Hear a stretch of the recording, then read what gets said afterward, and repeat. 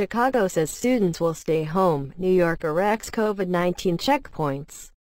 New York Reuters. Chicago will teach online only when school resumes in September, the mayor said on Wednesday.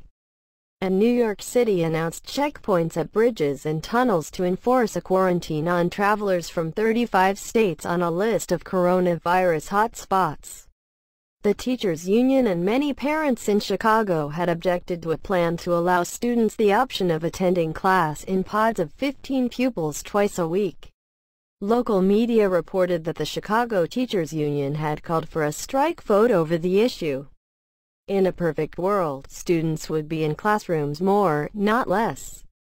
But unfortunately, that is not where we find ourselves today, Chicago Schools Chief Janice Jackson said at a news conference with Mayor Lori Lightfoot. Chicago is the third largest school district in the United States behind New York and Los Angeles with 350,000 students. Los Angeles has already announced that students will be kept home, while New York Mayor Bill de Blasio has said he expects to have children attend classes part of the time. U.S. President Donald Trump has called for schools nationwide to reopen, and Anthony Fauci, the U.S. government's top infectious disease specialist, has said that children should be sent back to class if at all possible. "My view is the schools should open. This thing's going away," Trump told Fox News on Wednesday. "It will go away like things go away, and my view is that schools should be open."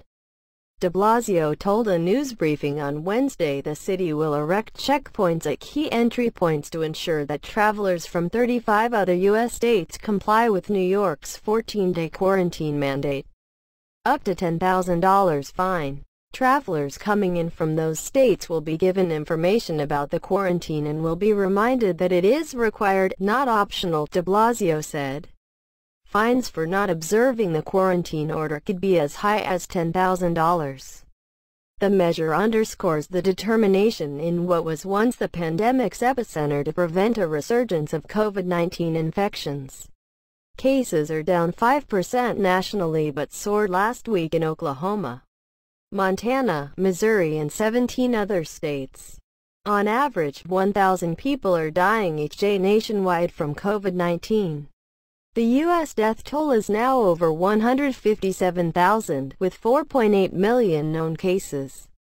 A fifth of all new cases in New York City are from out-of-state travelers, said Dr. Ted Long, who oversees the city's contact tracing program.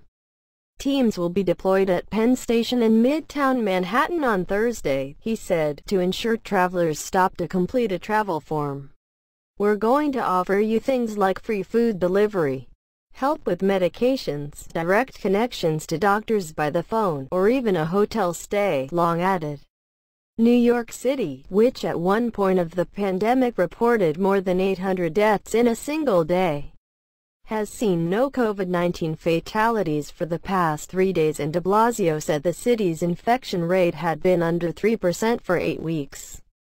In March, Rhode Island briefly stopped cars with New York license plates, drawing a rebuke from New York Governor Andrew Cuomo. Beginning in mid-July, Cuomo deployed enforcement teams to the state's airports to ensure travelers arriving from areas with major outbreaks provided contact information or risk a $2,000 fine. Fauci told Reuters in an interview on Wednesday that drug makers will likely have tens of millions of doses of a coronavirus vaccine in the early part of next year, with production ramping up so that it hits 1 billion doses by the end of 2021. Thanks for watching.